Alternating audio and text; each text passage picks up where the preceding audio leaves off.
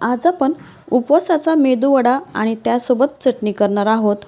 उपवासाच्या वेळेस तेच तेच पदार्थ खाऊन जर तुम्ही कंटाळा असाल तर हा युनिक पदार्थ नक्कीच ट्राय करू शकता. अतिशय खुसखुशीत कुरकुरीत असे हे मेदूवडे तयार होतात. भरपूर टिप्ससह रेसिपी मी तुमच्यासोबत शेअर केलेली आहे, त्यामुळे शेवटपर्यंत नक्की बघा. चला तर मग वेळ न घालवता लगेचच रेसिपीला सुरुवात करूया. तर इथे मी उकडून किसून घेतलेला बटाटा घेतलेला आहे. 2 वाट्या बटाटा आहे. एकाच वाटीने आपण मोजणार आहोत. बाकीचे साहित्य देखील आपल्याला मोजून घ्यायचं आहे त्याच वाटीने. आणि इथे 1 वाटी मी भगरीचं पीठ म्हणजे वरईचं पीठ टाकलं आहे. 1 चमचा मी मीठ टाकलेलं आहे आणि 2 चमचे हिरवी मिरचीचा ठेचा टाकणार आहे. जर तुम्ही उपवासाला जिरे खात असाल तर तुम्ही इथे जिरे देखील वापरू शकता. अर्धा चमचा मी लाल मिरची पावडर टाकलेली आहे आणि 2 चमचे पांढरे तीळ टाकलेले आहेत. हे सर्व मिश्रण जे आहे ते एकत्रित करून आपल्याला व्यवस्थित मळून घ्यायचे. वरईचं पीठ जे आहे ते आपल्याला डायरेक्ट वरई घेऊन ती मी बारीक करून घेतलेली आहे आणि ती वापरलेली आहे. वरई आपल्याला कुठल्याही प्रकारे भाजायची नाही आहे किंवा भिजवायची नाही आहे किंवा धुवायची नाही आहे. फक्त व्यवस्थित निवडून घ्यायची. वाटल्यास तुम्ही थोडंसं ओल्या कपड्याने पुसून घेऊन फॅन खाली सुकवू शकता आणि त्यानंतर ती मिक्सरवर बारीक करू शकता. अशा पद्धतीने मी मळून घेतले. हे जे पीठ आहे ते थोडंसं ओलसर वाटते, त्यामध्ये मी आणखी वरईचं पीठ घेणार आहे. तर इथे मी अर्धी वाटी वरईचं आणखी पीठ घेतलं, तर ते थोडं थोडं करून आपण यामध्ये टाकूयात. अगोदर मी थोडंसंच टाकलं, त्यानंतर पुन्हा उरलेलं सर्व पीठ मी टाकलं. म्हणजे इथे मी 1.5 वाटी भगरीचं पीठ टाकलेलं आहे. 2 वाट्या बटाटा आहे. त्यानंतर इथे मी 1.5 वाटी भगरीचं पीठ घेतलेलं आहे. पीठ जे आहे ना ते आपल्याला 10 मिनटं भिजवून घ्यायचं आहे आणि त्यानंतर असे मेदूवडे बनवून घ्यायचे आहेत. तुम्ही तुपाचा हात घेऊ शकता किंवा शेंगदाण्याचं तेल इथे वापरू शकता. थोडंसं हाताला चिटकू नये त्यासाठी थोडासा तेलाचा हात घ्यायचा आणि हातावर अशा पद्धतीने हे पीठ आपल्याला गोलाकार करून त्याला मेदूवड्याचा आकार द्यायचा आहे.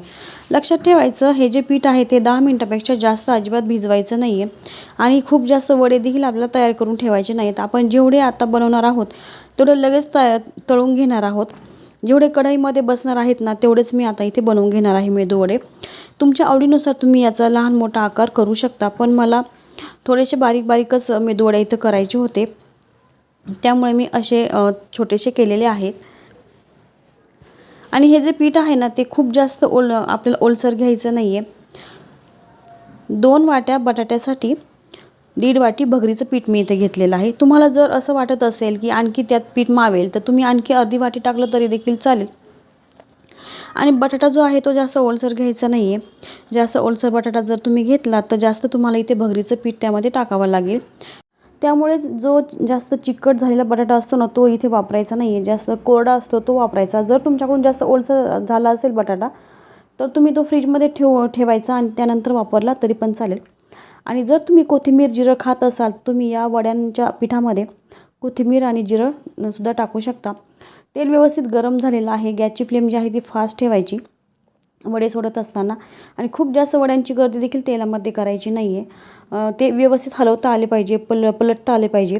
त्यामुळे जेवढे बसतील तेवढेच आपल्याला टाकायचे. 2 मिनटं फास्ट गॅस ठेवायचा आणि वडे जर थोडेसे सेट झाले की त्यानंतर ते पलटी करून घ्यायची आणि गॅसची फ्लेम जी आहे ती मीडियम ठेवायची. मीडियम फ्लेमवर आपल्याला हे जे वडे आहेत ते व्यवस्थित खरपूस सोनेरी रंग येईपर्यंत तळून घ्यायचे आहेत. मीडियम फ्लेमवर तळल्यामुळे ते आतपर्यंत व्यवस्थित तळले जातात, अजिबात कच्चे राहत नाही. आणि हे जे भगरीचे वडे आहेत ना ते अजिबात तेलकट होत नाहीत, खूप छान होतात. हे बघा असा रंग आला पाहिजे वड्यांना. तर वडे इथे तळून झालेत. आता मी सर्व काढून घेणार आहे. वाटतात ना ओरिजिनल उडीद वड्यासारखे वडे. तर बाकीचे जे वडे आता मी बनवून घेतले ते देखील व्यवस्थित सोडून तेलामध्ये मी ते तळून घेणार आहे.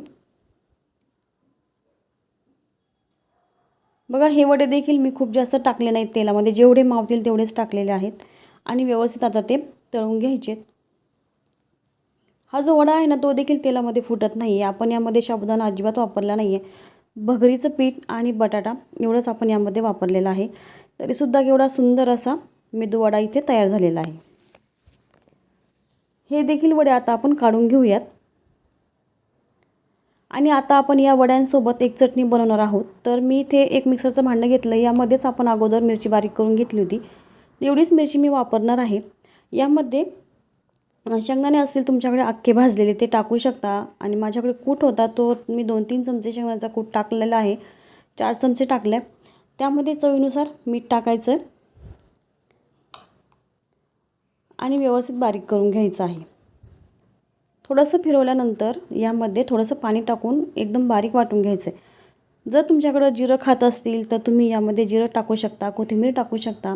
आणि जेवढी आपल्याला चटणी घट्ट हवी आहे किंवा पातळ हवी आहे त्यानुसार आपण ॲडजस्ट करून घ्यायची. आणि वरतून एक फोडणी द्यायची आहे. तूप गरम करून घेतलं, त्यामध्ये मी जिरे टाकून जिऱ्याची फोडणी चटणीवर टाकलेली आहे.